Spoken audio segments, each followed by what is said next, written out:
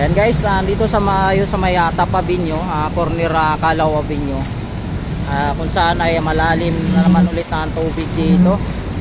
Ayan, nakikita nyo naman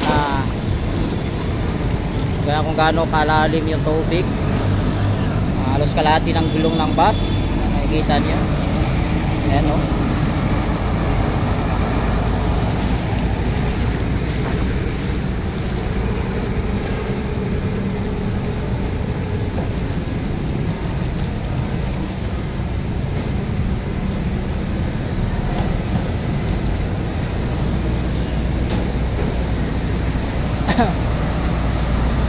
Ganito ang sitwasyon mga kababayan dito sa may Calao Binyo.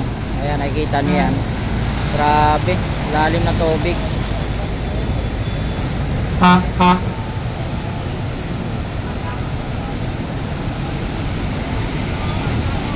Grabe.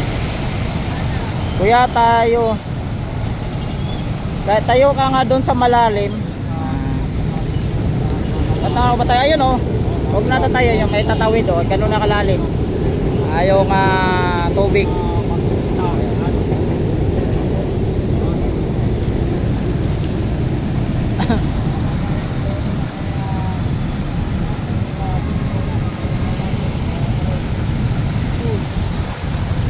Nako.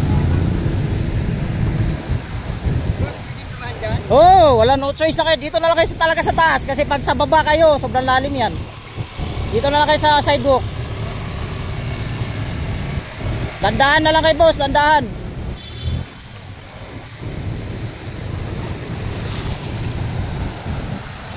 Ayan o, dumaan sila kuya, mga nakamotor.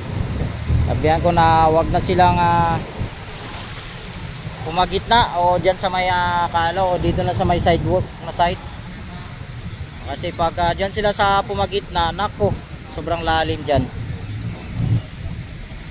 Yung bike ko kinukuha na, hindi yan kukunin idol. Umurahin lang naman yan.